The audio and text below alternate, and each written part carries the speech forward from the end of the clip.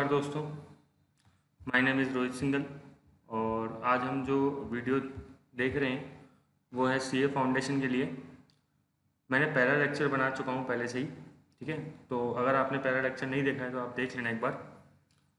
चलो अब हम स्टार्ट करते हैं चैप्टर नंबर 1 का यूनिट नंबर 2। इसका नाम है accounting concept, principles and convention. देखो ये चैप्टर मेरे को एज अ स्टूडेंट है ना सबसे अच्छा लगता है। अगर मैं एज अ स्टूडेंट बात करूँ तो ये सबसे अच्छा टाइप चैप्टर है। और अगर मैं एज अ चार्टर्ड अकाउंटेंट बोलूँ तो ये बहुत ही ज़्यादा काम में आने वाला, आज तक मेरे काम में आने वाला सबसे ज़्यादा चैप्टर है, ठीक है। मैंने इसको देखा है कि काफ़ी जगहों पे काम में आता है। सीए बनने के बाद भी ये मेरे बहुत जगहों पे काम में आया है, ठीक है। और आप लोगों के भी ये कॉन्सेप्ट बिल्कुल क्लियर होने चाहिए। वैसे तो हम ये चैप्टर स्टार्टिंग में पढ़ते हैं 11th क्लास के अंदर, लेकिन तब हमें इतनी समझ नहीं होती कि ये चैप्टर के अंदर बेसिकली दे क्या रखा है, और हम इसको थ्योरी समझ के छोड़ देते हैं ना, या फिर इतना बस केवल रट लेते हैं। लेकिन अब अपन को रटना नहीं है, समझना है, ठीक है। देखो जैसे कॉन्सेप्ट हो सकता है कौन कौन से। एक सेपरेट एंटिटी कॉन्सेप्ट सुना होगा आपने, money measurement concept, periodicity concept, accrual concept, matching concept, going concern, cost, realisation, dual, conservatism, consistency और मटेरियलिटी।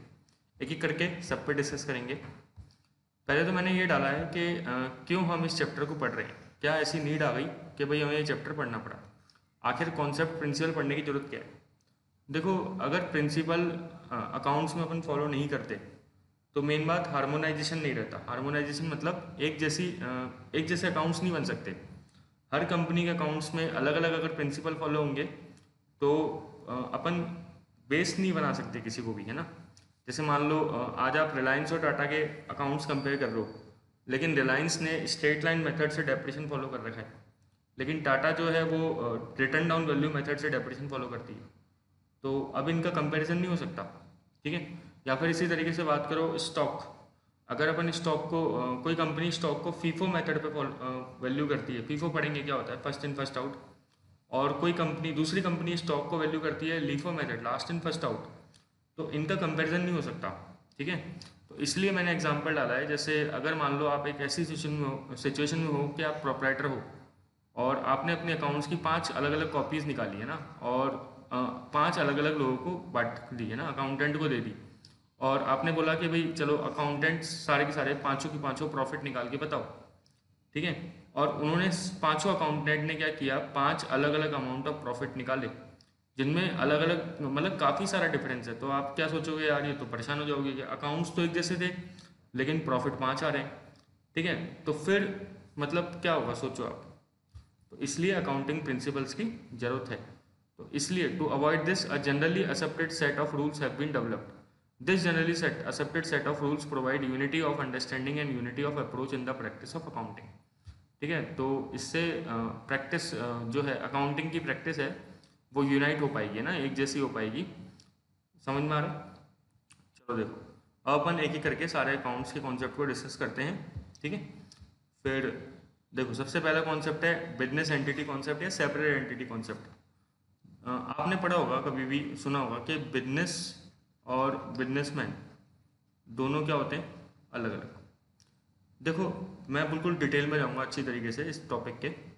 बिजनेस जो अपन ने देखा है कई बार कि ना, कैपिटल अपन हमेशा देखते हैं कैपिटल जो होती है वो बैलेंस शीट में लाइबिलिटी साइड में आती है।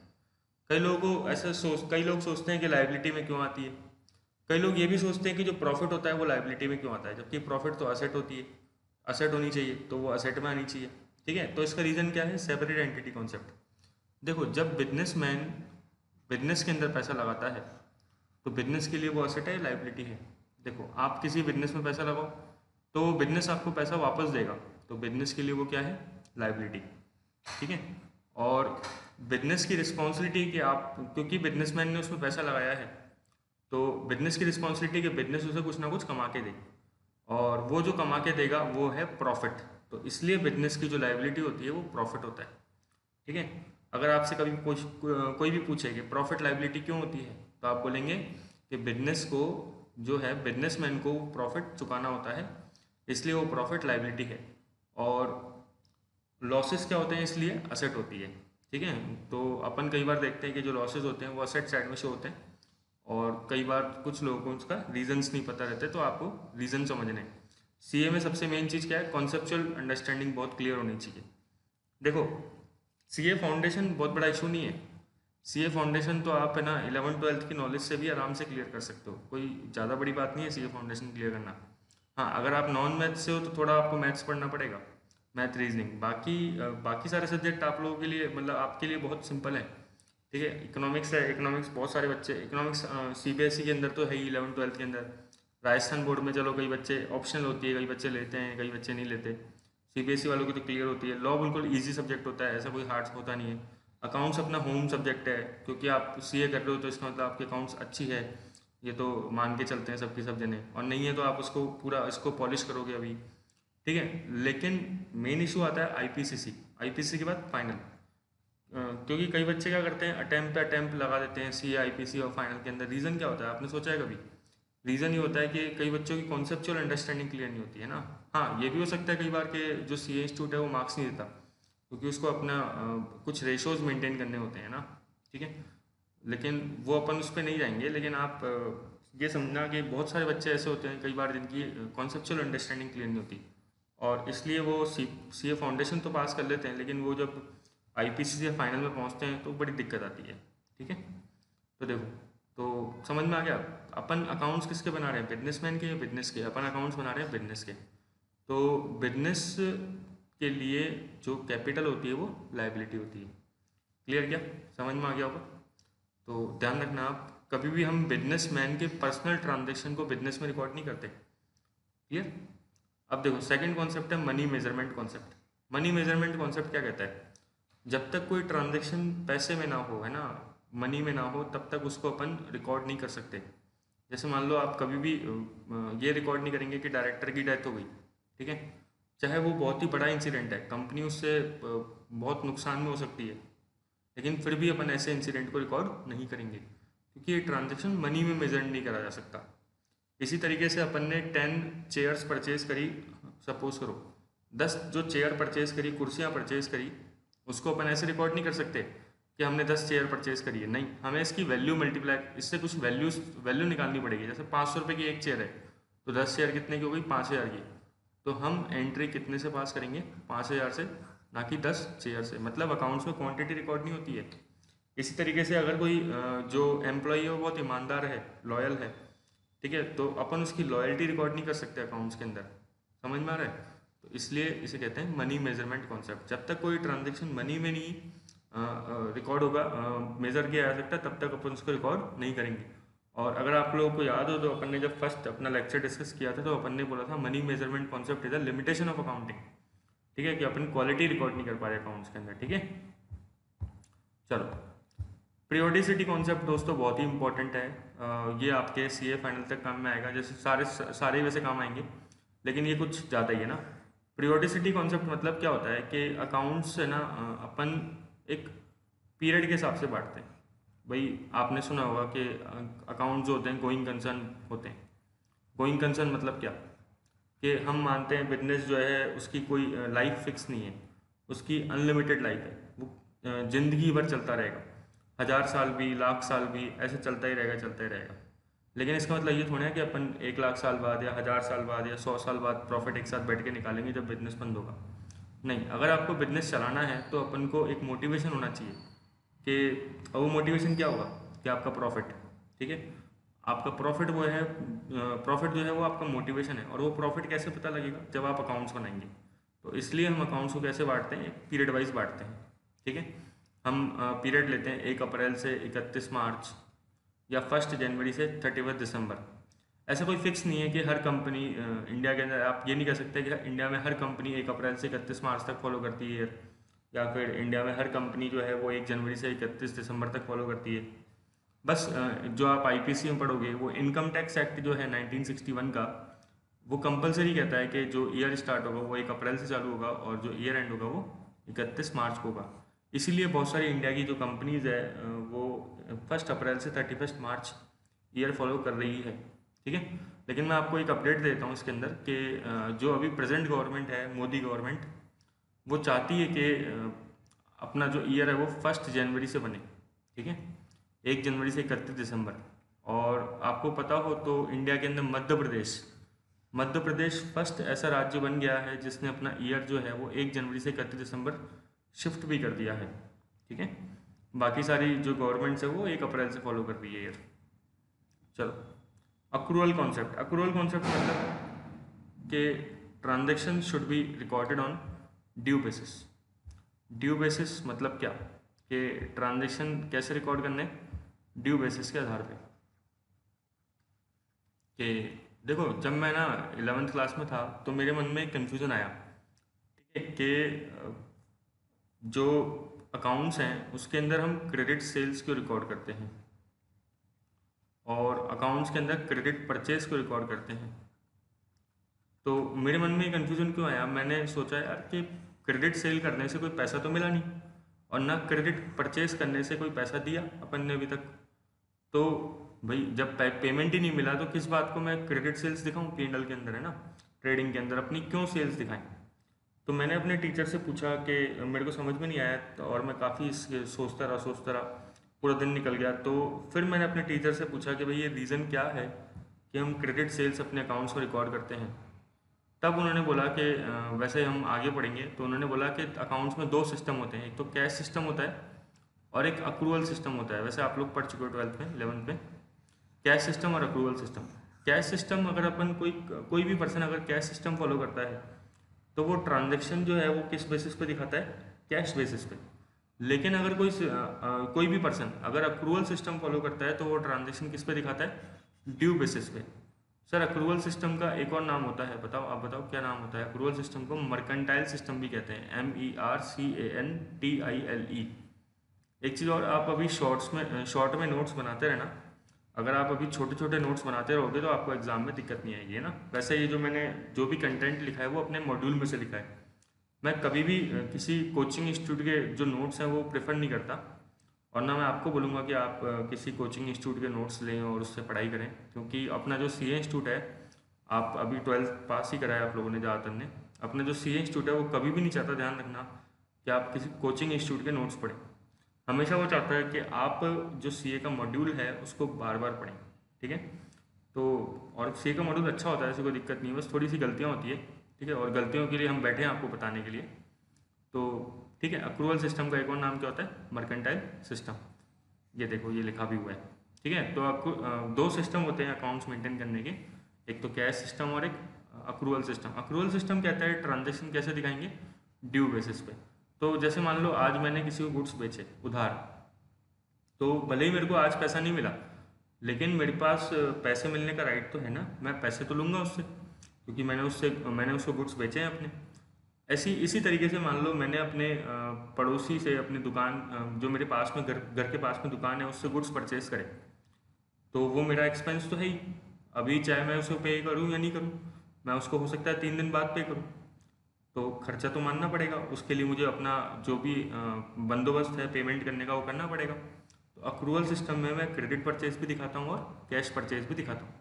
और मैं थोड़ा सा आपको इस पर पॉइंट पे डिस्कशन करूँगा। जैसे अक्रूवल सिस्टम में अपन कुछ और चीज़ें भी दिखाते हैं, जैसे आउटस्टैंडिंग एक्सपेंसेस।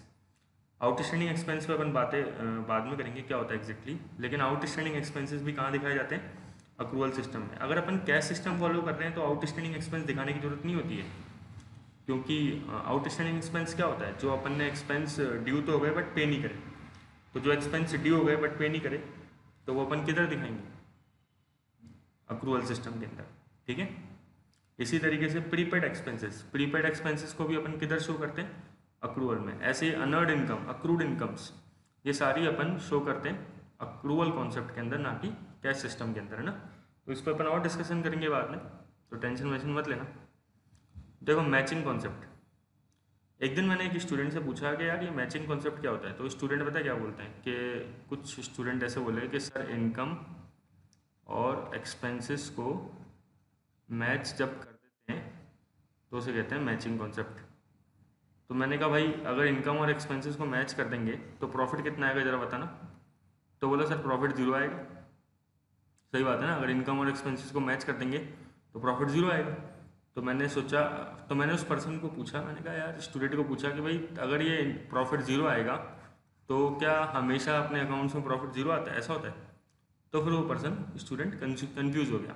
ठीक है, तो आपको ये गलती नहीं करनी कि इनकम और एक्सपेंसेस को मैच करने को अपन क्या बोलते हैं, अक्रूवल। ऐसा नहीं है, वो मैचिंग ऐसा नहीं होता है। मैचिंग कॉन्सेप्ट क्या होता है कि अपन इनकम और एक्सपेंसेस को पीरियड वाइज मैच कर रहे हैं। मेरी आप बिल्कुल बातों को ध्यान सुनना आप, है ना। पीरियड वाइज मैच कर रहे हैं, इसका क्या मतलब होता है, समय के आधार पर। मान लो कि मेरी इनकम है 2017-18 की, है ना। 17-18 आप जानते हैं, 1 अप्रैल 2017 से 31 मार्च 2018। तो अगर मेरी इनकम मैं 2017-18 में दिखा रहा हूँ, तो मैचिंग कॉन्सेप्ट कहता है कि उस इनकम से रिलेटेड, ध्यान सुनना, उस इनकम से रिलेटेड जो मैंने 17-18 में दिखाई है, उससे रिलेटेड जो भी खर्चा है मैं कौन से ईयर में दिखाऊंगा, 17-18 में ही दिखाऊंगा। ठीक है। अगर मैंने, ध्यान से वापस सुन लो, रिपीट कर रहा हूँ, अगर मैंने 2017-18 में कोई इनकम दिखाई है, तो उससे रिलेटेड जो भी एक्सपेंसेस होगा मैं उससे उस इनकम से रिलेटेड 17-18 में ही दिखाऊंगा, उसको 18-19 में नहीं लेके जाऊंगा। ये चीज़ कहता है मैचिंग कॉन्सेप्ट। मतलब मैं मैचिंग कैसे कर रहा हूँ, पीरियड वाइज। ऐसा नहीं कि मैं दोनों की दोनों अमाउंट को बराबर ला के रख देता हूँ। ठीक है। इसको अपन और समझते हैं क्या कह रहे हैं। आपने कभी सोचा है कि अपन प्रोविज़न फॉर बैड डेब्ट क्यों बनाते हैं? कभी सोचो आप, प्रोविज़न फॉर बैड डेब्ट क्यों बनाते हैं? आपने सुना होगा प्रोविज़न फॉर बैड डेब्ट, कि अगर पैसा डूब जाए तो उसके लिए अपन प्रोविज़न बनाते हैं। भाई प्रोविज़न बनाने की जरूरत क्या है? मैं आपसे एक क्वेश्चन पूछूं, प्रोविज़न क्यों बनाया है ना। मैं तो डायरेक्ट ही बैड डेब्ट दिखाता हूँ, ऐसा करता हूँ। प्रोविज़न बनाने की जरूरत ही नहीं है। प्रोविज़न बनाऊँ क्यों? बैड डेब्ट दिखा सकते हैं ना अपन। बैड डेब्ट एंट्री पास कर देंगे, बैड डेब्ट टू डेटर, और एक एंट्री पास कर देंगे, पिंडल टू बैड डेब्ट। तो मैं प्रोविज़न फॉर बैड डेब्ट दिखा के रहा हूँ, तो इसका रीज़न क्या होता है? अब आप समझो इसका रीज़न क्या होता है। जैसे मान लो अपन सेल्स 17-18 में दिखा रहे हैं ना, और अपन ने कौन सी सेल करी, क्रेडिट सेल्स, है ना। समझ में आया? अपन ने 2017-18 में उधार माल बेचा, और क्योंकि अपन अक्रूवल सिस्टम फॉलो करते हैं, तो अक्रूवल सिस्टम फॉलो करते हैं, तो अपन ने इनकम 17-18 में दिखा दी। लेकिन 17-18 के एंड में 31 मार्च 2018 को कुछ डेटर आ रहे होंगे, और मुझे उम्मीद है कि उन डेटर में से कुछ पैसा मुझे नहीं मिलेगा वापस। तो कोई बात नहीं सर, बैड डेब्ट हो जाएगा। अब वो बैड डेब्ट कौन से ईयर में होगा बताओ? 18-19 है। उसके बाद मान लो 18-19 के अंदर वो बैड डेब्ट हो गया। ठीक है। अब आप सोचो जरा कि दिक्कत क्या आ रही है। दिक्कत ये आ रही है कि 17-18 में तो मैं इनकम दिखा चुका हूँ क्रेडिट सेल्स से रिलेटेड, लेकिन 18-19 में उस बैड डेब्ट को मैं दिखा रहा हूँ, वो एक्सपेंस है, वो लॉस है। ठीक है, 18-19। अब आप सोचो, इनकम तो मैं 17-18 में दिखा रहा हूँ, लेकिन उसका लॉस कौन से साल में दिखा रहा हूँ, 18-19 में। इससे मैंने कौन से प्रिंसिपल का वायलेशन कर दिया, मैचिंग कॉन्सेप्ट का। तो सर इसका समझ में आया आपको, मैचिंग कॉन्सेप्ट का वायलेशन क्यों किया? बिल्कुल ध्यान समझना, अगर नहीं आया समझ में तो वापस देखो वीडियो। ठीक है, क्यों? क्योंकि देखो 17-18 में मैं इनकम दिखा रहा हूँ, लेकिन उसका एक्सपेंस कौन से ईयर में दिखा रहा हूँ, 18-19। जबकि अपन ने मैचिंग कॉन्सेप्ट क्या कहा था कि अगर जिस साल आप इनकम दिखाते हो तो उसी साल से रिलेटेड उसके एक्सपेंसेस को दिखाओ। ठीक है। जैसे 17-18 में कोई इनकम दिखा रहे हैं तो उससे कोई रिलेटेड एक्सपेंस है तो 17-18 में दिखाना चाहिए, ना कि 18-19 में। लेकिन अपन ने गलती कर दी, तो क्या करें सर, तरीका क्या था, इसकी जगह क्या उपाय हो सकता था? इसकी जगह आप ये करते हैं कि 17-18 में प्रोविज़न फॉर बैड डेब्ट बनाते हैं। सर उससे क्या होता? मान लो अगर मैंने 17-18 में क्रेडिट सेल करी, और मैंने 17-18 के अंदर ही उस क्रेडिट सेल के ऊपर प्रोविज़न फॉर बैड डेब्ट बना दिया, तो सोचो क्या होगा। मेरा 17-18 के अंदर एक्सपेंस बुक हो गया। अब अगर मान लो 18-19 के अंदर बैड डेब्ट हुआ भी, होता भी है, तो मुझे फिर पीएनएल से चार्ज नहीं करना पड़ेगा ना 18-19 में। मैं उसको कहाँ से चार्ज कर सकता हूँ, 17-18 के प्रोविज़न फॉर बैड डेब्ट से। ठीक है। प्रोविज़न फॉर बैड डेब्ट वैसे बाद में पढ़ेंगे अपन, तो अगर नहीं समझ में आ रहा तो कोई दिक्कत नहीं है। लेकिन ये छोटा सा एग्जांपल है कि मैं आपको बताना चाहता हूँ कि मैचिंग कॉन्सेप्ट कहाँ पे काम में आता है। ठीक है। आप कभी चलो मैं आपको और भी एक और सिंपल एग्जांपल देता हूँ ना। ये प्रोविज़न फॉर बैड डेब्ट का थोड़ा बहुत समझ में आया होगा आपको। आपने कभी देखा होगा अपन डेफर्ड रेवेन्यू एक्सपेंसेस दिखाते हैं। डेफर्ड रेवेन्यू एक्सपेंसेस क्या होते हैं? आपको पता होगा, दो तरह के खर्चे होते हैं, रेवेन्यू खर्चे और कैपिटल खर्चे। एक खर्चा होता है रेवेन्यू, रेवेन्यू के भी कुछ पार्ट होते हैं, जैसे डेफर्ड रेवेन्यू एक्सपेंसेस। जैसे आप एग्जांपल लेते हो एडवर्टीजमेंट का, है ना। हमेशा स्कूल के अंदर जो अपन को एक एग्जांपल दिया जाता था वो एडवर्टीजमेंट का दिया जाता था। अब एडवर्टीजमेंट एक डेफर्ड रेवेन्यू एक्सपेंसेस है। मतलब डेफर्ड रेवेन्यू एक्सपेंसेस मतलब क्या, कि अगर आज आपने एडवर्टीजमेंट पे खर्चा किया तो उस खर्चे को अपन पूरा का पूरा पीएनएल में एक साथ नहीं डालते। सर क्यों नहीं डालते, क्या रीज़न है उसका, आप बताओ? क्योंकि उस खर्चे का जो बेनिफिट है वो अपन को आगे कई साल तक मिलता रहेगा, है ना। क्योंकि उस खर्चे का जो बेनिफिट है वो आगे अपन को कई साल तक मिलता रहेगा, तो इसलिए अपन उस खर्चे को पूरा का पूरा एक साथ पीएनएल में नहीं दिखाते। तो सर इसको कैसे दिखाते हैं? तो अपन इसको तोड़ तोड़ के दिखाते हैं। ठीक है, जैसे मान लो अपन ने 1 लाख रुपए एडवर्टीजमेंट पे खर्चा किया और अपन को लग रहा है कि वो 5 साल तक अपन को उसका बेनिफिट मिलेगा। तो अपन क्या करते हैं, 1 लाख डिवाइडेड बाई 5/5 कितने हर साल दिखाएंगे? 20,000 हर साल पीएनएल में दिखाएंगे। ऐसा क्यों कर रहे हैं? क्योंकि अपन को पता है कि एडवर्टीजमेंट से बेनिफिट अपन को अगले 5 साल में मिल रहा है, तो खर्चा भी अपन क्यों एक साथ दिखाएं पूरा का पूरा पीएनएल में? तो सर ये आप क्यों क्या कर रहे हैं? ये अपन मैचिंग कॉन्सेप्ट फॉलो कर रहे हैं। ठीक है, ध्यान सोचो यहाँ पे अपन कौन सा कॉन्सेप्ट फॉलो कर रहे हैं? मैचिंग। ठीक है, चलो। तो सबसे मेन बात है चिंतन मनन करना है ना। आप अकाउंट्स जब पढ़ें उसके बाद जब रिवीजन करें घर पे, बाद में घर पे ही हो वैसे तो अभी आप जब इसको रिवीजन करो, रिवीजन जरूर करना है ना इन टॉपिक का। ऐसा मत समझना कि यार वीडियो देख लिया बस काम हो गया। रिवीजन करना, नोट्स बनाना, जब आप ये काम करोगे तो फिर इन टॉपिक पे सोचना कि यार सर ने जो बताया था वो उसका लॉजिक क्या था, है ना, हर चीज़ का लॉजिक। ठीक है, गोइंग कंसर्न प्रिंसिपल ज़्यादा इंपॉर्टेंट तो नहीं है, बहुत सिंपल है। गोइंग कंसर्न प्रिंसिपल क्या कहता है? बिजनेस जो है वो लॉन्ग टाइम तक चलता रहेगा। अ, अपन ये मानते हैं कि बिजनेस जो है कभी शॉर्ट टाइम के लिए नहीं है, अपन को नहीं पता वो कितने साल तक चलेगा। अच्छा एक बात बताओ, अपन आपने सुना होगा कभी अकाउंट्स में अपन दो तरह के एसेट दिखाते हैं, करंट एसेट और फिक्स एसेट, या नॉन करंट एसेट भी कहते हैं फिक्स एसेट को। आप ये बताओ कि अगर मान लो अपना बिजनेस जो है वो गोइंग कंसर्न प्रिंसिपल फॉलो नहीं कर रहा, मतलब बिजनेस जो है वो अगले 6 महीने में 8 महीने में ख़त्म हो जाएगा, तो क्या मैं अपनी असेट को इन दो तरीके से क्लासीफाई कर पाऊँगा क्या? सोचो आप, मान लो मेरा जो बिजनेस है वो अगले 6 महीने के अंदर अंदर ख़त्म हो जाएगा, तो क्या मैं अपनी असेट को कह सकता हूँ ये मेरी करंट असेट है और ये नॉन करंट असेट है? सोचो, क्योंकि नॉन करंट असेट तो वो असेट होती है जो 1 साल से लॉन्ग टाइम के लिए होती है, लेकिन हमारा तो बिजनेस ही 6 महीने में ख़त्म हो जाएगा। तो कुछ समझ में आ रहा है? क्या समझ में आ रहा है? अगर आप गोइंग कंसर्न प्रिंसिपल फॉलो नहीं करते हो ना, तो फिर ये करंट और नॉन करंट का चक्कर खत्म हो जाता है। ठीक है, समझ में आ रहा है? अगला कॉस्ट कॉन्सेप्ट। कॉस्ट कॉन्सेप्ट क्या कहता है कि अपन बिजनेस के अंदर जो अपनी एसेट है उसको हिस्टोरिकल कॉस्ट माइनस डेप्रिसिएशन पे दिखाते हैं, लेकिन आजकल ये कॉन्सेप्ट क्या है, थोड़ा ब्लर हो गया। रीज़न क्या? क्योंकि आईएफआरएस के आने की वजह से जो है, या इंडियस के आने की वजह से, इंडिया में आईएफआरएस तो अप्लाई हो नहीं रहे हैं, इंडिया में इंडियस अप्लाई हो रहे हैं, तो इसलिए अपन ये सब कॉन्सेप्ट को अपन ज़्यादा फॉलो नहीं कर रहे हैं फिलहाल। ठीक है,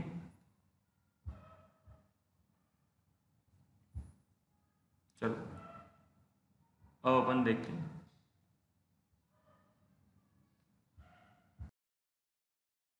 अब अपन आते हैं, देखो रियलाइजेशन कॉन्सेप्ट पे। रियलाइजेशन कॉन्सेप्ट क्या बोलता है कि जब तक है ना जैसे मान लो अपन प्रॉफिट या लॉस कब बुक करते हैं? सेल करने पे या परचेज करने पे? आप सोच के बताओ जरा। अगर मान लो मैंने 100 रुपये की एसेट 80 रुपये में परचेज कर ली, तो मैं क्या कह सकता हूँ कि 20 रुपये का प्रॉफिट हो गया? नहीं कह सकते। क्यों? असेट और जो असेट पे लॉस है, या फिर असेट पे लॉस या प्रॉफिट है, वो हमेशा अपन को किस पे बुक करना चाहिए? सेल्स पे, ना कि परचेज पे। जैसे मान लो आज अपन 100 रुपये की एसेट खरीदे, और 100 रुपये की एसेट खरीदें और वो मार्केट में जो रेट है उसकी धीरे धीरे बढ़ रही है और वो 150 तक पहुंच गई। ठीक है, तो क्या मैं इसका प्रॉफिट बुक कर लूँ 150 रुपये, मतलब 50 रुपये का प्रॉफिट बुक कर लूँ रिवोल्यूशन नाम से? नहीं दिखा सकते। क्यों नहीं दिखा सकते? जब तक वो एसेट बिक नहीं जाती है ना, जब तक वो मुझे रियलाइज़ नहीं हो जाता प्रॉफिट, मुझे उस प्रॉफिट को नहीं दिखाना चाहिए। सर कब दिखाएंगे? बेच दो, उसके बाद दिखा देना। रीज़न क्या सर इसका? मान लो वो एसेट कम हो गई तो वैल्यू, मान लो आज आपने 100 रुपये की एसेट थी, अब आपके पास रखी है वो एसेट, अब धीरे धीरे वो बढ़ के 50 रुपये बढ़ गई, मान लो 150 पहुँच गई, आपने 50 रुपये का प्रॉफिट बुक कर दिया। अब वो 150 रुपये के बाद 130 रुपये हो गई एसेट, 20 रुपये का नुकसान हो गया। अब वो जो 130 की हो गई, 20 रुपये का जो नुकसान हो गया, अब 20 रुपये का नुकसान बुक करोगे, पहले 50 का प्रॉफिट बुक किया था, फिर कुछ दिन बाद वो एसेट 130 की हो गई, फिर आप कुछ प्रॉफिट बुक करोगे, है ना। तो फिर इस तरीके से नहीं चलेगा कि अपन बाद में फिर 40 रुपये का प्रॉफिट बुक कर रहे हैं, तो ऐसा नहीं करना चाहिए, है ना। अपन बार बार अकाउंट्स में जो पुराना प्रॉफिट है उसे कैंसिल थोड़ा करते रहेंगे। इसलिए अपन क्या फॉलो करते हैं कि जब तक असेट को अपन सेल नहीं कर देते तब तक अपन उसका प्रॉफिट बुक नहीं करते। Next concept is dual aspect. बहुत सिंपल कॉन्सेप्ट है। डबल एंट्री बचपन से पढ़ते आ रहे हैं, ठीक है। कि असेट के अगेंस्ट में क्या होती है, लायबिलिटी, और जैसे एक्सपेंसेस के अगेंस्ट में क्या होते हैं, इनकम्स। और हर एंट्री की दो साइड्स होती है, आपको पता है, डेबिट और क्रेडिट, ठीक है। अगर अपन जैसे असेट बढ़ रही है, आप बताओ असेट बढ़ती है तो डेबिट करते हैं क्रेडिट करते हैं, डेबिट करते हैं। असेट अगर कम होती है तो क्या करते हैं, क्रेडिट करते हैं। लाइबिलिटी बढ़ती है तो क्या करते हैं, सीआर करते हैं, क्रेडिट करते हैं। लाइबिलिटी कम होती है, घटती है, तो क्या करते हैं, डेबिट करते हैं, डीआर करते हैं। इनकम बढ़ती है तो क्या करते हैं, क्रेडिट करते हैं। इनकम कम होती है तो क्या करते हैं, डेबिट करते हैं। एक्सपेंसेस बढ़ते हैं तो क्या करते हैं, डेबिट। एक्सपेंसेस कम हुए तो क्या करेंगे, क्रेडिट। समझ में आ रहा है, ये चीज़ होती है ड्यूअल एस्पेक्ट, है ना। चलो, कंजर्वेटिज्म, प्रूडेंस, बहुत इंपॉर्टेंट, मार्क कर लेना इसको ना, इसमें से क्वेश्चन आ सकता है, मेरे को लगता है जितना। ये और मैचिंग कॉन्सेप्ट है ना, और अक्रूवल, तीन कॉन्सेप्ट बहुत इंपॉर्टेंट होते हैं, ठीक है, जिनमें से क्वेश्चन बन सकता है। बाकी कंसिस्टेंसी वगैरह तो सबको ही समझ में आ जाता है नाम से ही। अब प्रूडेंस या कंजर्वेटिज्म क्या कहता है, ये कहता है फ्यूचर के जो लॉसेज होते हैं ना, फ्यूचर के लॉसेस को अपन को शो करना चाहिए, लेकिन फ्यूचर की इनकम को अपन को शो नहीं करना चाहिए। सर एग्जांपल दो, एग्जांपल लो, सुनो। जैसे आपने सुना होगा प्रोविज़न फॉर बैड डेप्ट। अब आपसे पूछे प्रोविज़न फॉर बैड डेप्ट क्यों बनाते हैं, अभी तुम फिर बोलोगे सर आपने बताया था ना अभी मैचिंग कॉन्सेप्ट। मैचिंग कॉन्सेप्ट तो एक रीज़न है ही, दूसरा एक और रीज़न है प्रूडेंस।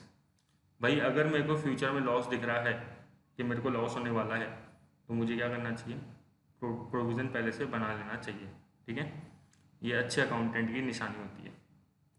लेकिन अब सपोज करो, एक बार मिटा देते हैं इसको। अब सपोज करो जैसे कॉन्टीजेंट लायबिलिटी का एग्जांपल बताओ। कॉन्टीजेंट लायबिलिटी क्या होती है, सर ये वो लायबिलिटी होती है जो अपन को पे भी करनी पड़ सकती है, नहीं भी पे करनी पड़ सकती। अब मैं तुमसे पूछूंगा एग्जांपल इसका, तो आप एग्जांपल क्या दोगे, कोर्ट केस हैं। कोर्ट केस के अलावा भी बहुत सारे एग्जांपल होते हैं, अपन स्कूलों में सुनते हैं कोर्ट केस। जैसे किसी कंपनी ने अपन के ऊपर केस कर दिया, तो फ्यूचर में अपन को पे करना पड़ सकता है, हो सकता है कि पे भी ना करना पड़े। तो अगर पे करना पड़ेगा तो क्या है, नुकसान है, तो कॉन्टीजेंट लायबिलिटी एक तरीके से। अच्छा, और क्या एग्जांपल हो सकता है, जैसे मान लो आप बैंक से लोन लो, ठीक है, और आप बोलो कि अपने दोस्त को कि यार मैंने लोन ले लिया, चल तू मेरे बिहाफ पे गारंटी दे दे, और अगर मैं नहीं चुका पाऊंगा तो तू चुका देना। अगर वो दोस्त अच्छा है आपका तो वो मना कर देगा, ठीक है, क्योंकि वो मना ही करेगा पक्का। लेकिन फिर भी चलो आपने मना लिया उसको किसी तरीके से, तो अब क्या है, उसकी वो कॉन्टीजेंट लायबिलिटी है। मतलब अगर आप उसको नहीं चुका पाए लोन को, तो आपको चुकाना पड़ेगा, वो दोस्त को चुकाना पड़ेगा। समझ में आया। और एग्जांपल ले लो, bill discounted but not yet matured, पढ़ेंगे बीआरबीपी का चैप्टर है अपने, ठीक है। और तो दो तीन एग्जांपल आप दिमाग में बिठा सकते हो इससे रिलेटेड। तो ये सब कॉन्टीजेंट लायबिलिटी के एग्जांपल होते हैं। सर ये प्रूडेंस में क्या कर रहा है, देखो कॉन्टीजेंट लायबिलिटी अपन कहाँ शो करते हैं, बैलेंस शीट के बाहर फुट नोट पे करते हैं ना। हाँ बिल्कुल करते हैं सर, बैलेंस शीट के अंदर थोड़े दिखाते हैं, नहीं दिखाते। अच्छा ये बताओ, कभी आपने ये सुना है कॉन्टीजेंट असेट्स, नहीं सर कॉन्टीजेंट असेट नहीं सुना। क्यों नहीं सुना आपने कॉन्टीजेंट असेट, क्योंकि कॉन्टीजेंट असेट अपन शो नहीं कर सकते। क्यों नहीं कर सकते शो, बताओ कौन मना कर रहा है, प्रूडेंस मना कर रहा है, ठीक है। ये एक बार सीपीटी में पूछे हुए क्वेश्चंस जो मैंने आपको दोनों बताया ना, प्रोविजन फॉर बैड डेप्ट ऑफ कॉन्टीजेंट असेट और लायबिलिटी। तो आप ध्यान रखना कि अपन फ्यूचर के लॉसेस को तो दिखा देते हैं, लेकिन फ्यूचर की इनकम को अपन इग्नोर कर देते हैं, ठीक है। चलो अब अपन आते हैं कंसिस्टेंसी पे। कंसिस्टेंसी क्या होती है, देखो आपको एक बात बताऊँ, अगर लाइफ में सक्सेस होना है ना, तो आप हमेशा कंसिस्टेंट रहें। इसका क्या मतलब होता है कि ऐसा नहीं कि आप एक दिन पढ़ाई करें और 2 दिन छुट्टी मान लें। आप डेली पढ़ाई करो, आप डेली 2 घंटे 3 घंटे जितनी भी देर पढ़ रहे हो पढ़ो सीए के लिए। लेकिन ऐसा नहीं होना चाहिए कि आप एक दिन 6 घंटे पढ़ लिए और 2 दिन फिर आराम कर दो। कंसिस्टेंसी बहुत इंपॉर्टेंट है सीए के लिए, ना केवल सीए के लिए, आप आईएएस का भी एग्ज़ाम दोगे, कभी मूड आपका बनेगा, तो भी आप कंसिस्टेंट रहोगे तो ही आगे निकलोगे, ठीक है। स्लो हो तो भी कोई दिक्कत नहीं है, स्लो है चल जाएगा काम, लेकिन कंसिस्टेंट नहीं है तो नहीं चलेगा काम। ठीक है, दो तरह के बच्चे देखे हैं मैंने कि जैसे तो कई तरह के होते हैं, दो तरह मेन होते हैं। कुछ बच्चे इंटेलिजेंट होते हैं लेकिन हार्ड वर्किंग नहीं होते। ठीक है, उनको लगता है कि हम इंटेलिजेंट है तो अगर काम नहीं भी करेंगे तो भी चल जाएगा। ठीक है, और कुछ बच्चे होते हैं जो इंटेलिजेंट नहीं होते लेकिन हार्ड वर्किंग होते हैं। सबसे ज़्यादा बच्चे यही आगे निकलते हैं। ठीक है, और कुछ बच्चे होते हैं जो दोनों होते हैं, तो उनकी तो बात ही क्या, वो तो बहुत ही एक्स्ट्रा ऑर्डनरी बच्चे हो गए कि चलो आप हार्ड वर्किंग भी हो और इंटेलिजेंट भी हो। ठीक है, तो अगर आप हार्ड वर्किंग नहीं भी हो, सॉरी, अगर आप इंटेलिजेंट नहीं भी हो और हार्ड वर्किंग हो तो यकीन मानो आप आगे निकल जाओगे। ठीक है, मेरा एग्जांपल ले सकते हो। चलो, तो कंसिस्टेंट मतलब बिजनेस के अंदर आप जो प्रिंसिपल्स फॉलो कर रहे हो, अकाउंट्स के अंदर जो प्रिंसिपल फॉलो कर रहे हो, वो क्या है, सालों साल सेम रहने चाहिए। एग्जांपल सर, बहुत सिंपल सा एग्जांपल होता है। अगर आप डेप्रिसिएशन का एक मेथड फॉलो कर रहे हो, लाइक स्ट्रेट लाइन मेथड, तो आप इसको ही फॉलो करो। ऐसा नहीं कि फिर आप अगले साल WDV मेथड यूज़ कर लो। दूसरा एग्जांपल ले लो, आप स्टॉक को वैल्यू कर रहे हो फीफो मेथड पे, फर्स्ट इन फर्स्ट आउट पे, तो ऐसा नहीं कि आप अगले साल फिर लीफो मेथड यूज़ कर रहे हो, फिर वापस अगले साल फीफो मेथड यूज़ कर रहे हो। तो सर ऐसा कब कर सकते हैं? कर सकते हैं ऐसा, ऐसे कोई दिक्कत नहीं है, लेकिन for better presentation of financial accounts. मान लो आपने स्ट्रेट लाइन से WDV मेथड फॉलो किया, अगर आपके अकाउंट्स अच्छे प्रेजेंट हो रहे हैं तो आप फॉलो करो, लेकिन आप ऐसे ही फॉलो कर रहे हो, ज़बरदस्ती चेंज कर रहे हो, तो गलत बात है। ठीक है, चलो नेक्स्ट कॉन्सेप्ट पे आते हैं, मटेरियलिटी कॉन्सेप्ट। सर ये मटेरियलिटी कॉन्सेप्ट क्या होता है, वही बता रहा हूँ। मटेरियलिटी मतलब इम्पोर्टेंट, जो भी आपके अकाउंट्स में इम्पोर्टेंट चीज़ है उसको आप ऐसे मिक्स करके नहीं दिखा सकते। याद करो 11th 12th में अपन एक्सपेंडिचर दिखाते थे, मिसलिनियस एक्सपेंडिचर है ना, स्पेलिंग गलत दिख रहा हूँ, कोई दिक्कत नहीं है ना। मिसलिनियस एक्सपेंडिचर क्या होते थे? ये जो छोटे छोटे खर्चे होते थे उनको अपन अलग अलग नहीं दिखाते थे। आपने कभी देखा है कि P&L में दिखा रहे हैं pencil purchase, sharpener purchase, eraser purchase, scale purchase? ऐसे क्यों नहीं दिखाते? ऐसा परचेज करते नहीं करते? करते हैं ना, लेकिन फिर भी अपन उसको ग्रुप पे डाल देते हैं, कहाँ पे, स्टेशनरी के अंदर। अलग अलग दिखाएंगे तो क्या है, P&L भर जाएगा बहुत सारा, नाम अलग अलग हो जाएंगे और इतना बेनिफिट नहीं है क्योंकि उसका अमाउंट छोटा है। लेकिन अगर उसका अमाउंट बड़ा होता तो फिर अपन को ऐसे ग्रुपिंग नहीं करनी होती, फिर अपन उसको सेपरेटली दिखाएंगे, है ना। तो ऐसे सर कैसे पता लगता है कि अमाउंट बड़ा है छोटा है? फिक्स नहीं है कोई भी, बिजनेस टू बिजनेस डिपेंड करता है। हर बिजनेस के हिसाब से मटेरियलिटी का कॉन्सेप्ट अलग होता है। कई बिजनेस के हिसाब से 1000 रुपये भी मटेरियल हो सकते हैं, कई बिजनेस के हिसाब से 1 लाख रुपये भी मटेरियल नहीं होते। आप 30 वाला देखोगे, मान लो कोई चाय वाला है ना, हो सकता है कि उसके लिए 1000 रुपये भी बहुत बड़ी बात है, लेकिन अंबानी के लिए 1 लाख रुपये भी बड़ी बात नहीं है। ठीक है, तो जो मटेरियलिटी है वो हर बिजनेस के हिसाब से अलग अलग होती है। और दूसरी बात क्या, अगर मटेरियल कब बोलेंगे, देखो जैसे ये बहुत अच्छी लाइन लिखी है, जैसे अगर वो किसी पर्सन का जो डिसीजन है, अगर उसको चेंज कर पाएगी तो मटेरियल है। कोई इन्फॉर्मेशन, जैसे मान लो एक कंपनी ने 2 साल से टैक्स पे नहीं करा, ठीक है, लेकिन जो ऑडिटर है उसने उस बात को जानबूझ के ऑडिट रिपोर्ट में नहीं दिखाया कि कंपनी ने 2 साल से टैक्स नहीं पे करा। और क्योंकि वो बात नहीं लिखी हुई अकाउंट्स में, तो शेयर होल्डर जो हैं वो सोच रहे हैं कि भाई कंपनी बहुत अच्छी है और कंपनी अपने सारे के सारे ड्यूज़ जो हैं टैक्सेस के फॉलो करती है, गवर्नमेंट की सारी बात मानती है। लेकिन अगर मान लो वो दिखा देते तो क्या होता? क्या शेयर होल्डर उस कंपनी से के अंदर रुकते? क्या आगे? हो सकता है नहीं रुकते। और शेयर होल्डर है ना, कंपनी से क्वेश्चन पूछते कि भाई आपने ऐसा क्यों जो है वो ड्यूज़ पे नहीं करे, रीज़न बताओ। ठीक है, समझ में आ रहा है? तो मटेरियलिटी क्या होती है, हर कंपनी के हिसाब से मटेरियलिटी अलग होती है। मटेरियलिटी किस पे डिपेंड करता है? अपने जजमेंट पे, हमारे समझदारी पे, विजडम पे, विवेक पे। ठीक है, तो हमारे विजडम पे डिपेंड करता है, ऑडिटर के विजडम पे डिपेंड करता है कि क्या चीज़ मटेरियल है।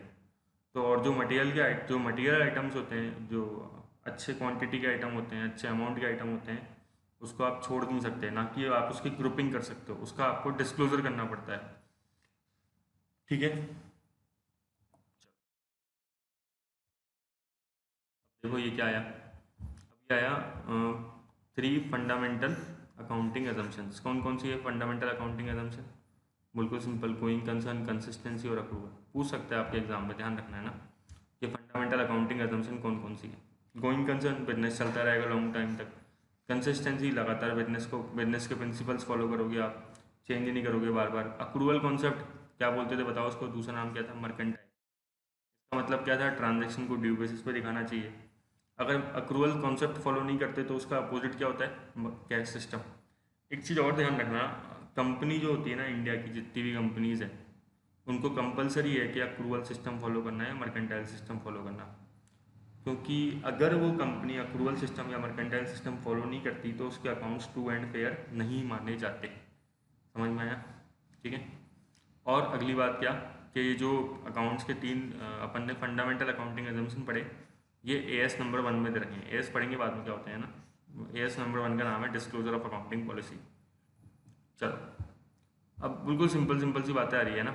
ये केवल ऐसे नाम नाम देख लो, एग्जाम में ऐसे पूछेगा नहीं, मुश्किल ही है कि भाई तब फालतू क्वेश्चन पूछेगा वो कि भाई कौन कौन से क्वालिटेटिव कैरेक्टरिस्टिक्स होते हैं अकाउंट्स के।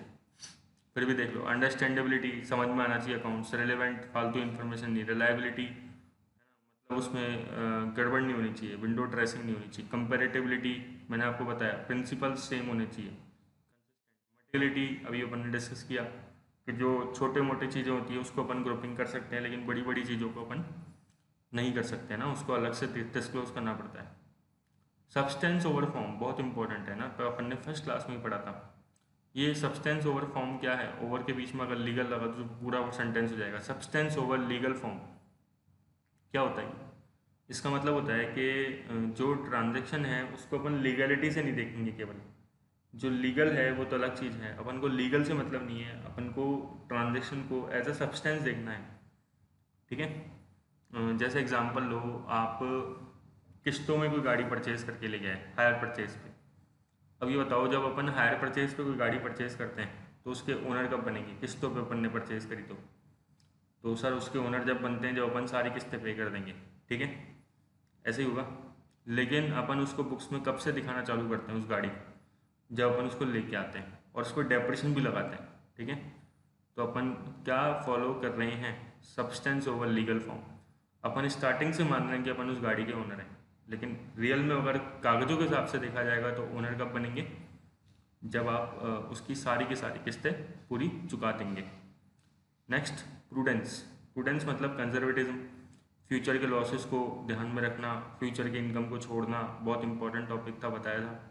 न्यूट्रलिटी, न्यूट्रलिटी मतलब बायसनेस नहीं होनी चाहिए अकाउंट्स में, ठीक है। आप भी ध्यान रखना अपनी ज़िंदगी में कि बायसनेस नहीं होनी चाहिए कहीं पे भी, है ना, ठीक है। कंप्लीटनेस, कोई चीज़ छूटे ना अकाउंट्स के अंदर। इमटेरियल आइटम को भी ग्रुप करके दिखाना है, लेकिन ऐसा नहीं कि छोड़ देना है, ठीक है। तो आप रिवीजन जरूर करना, इतना जो अपन ने पढ़ा है ना, काफ़ी पढ़ लिया अपन ने। चलो।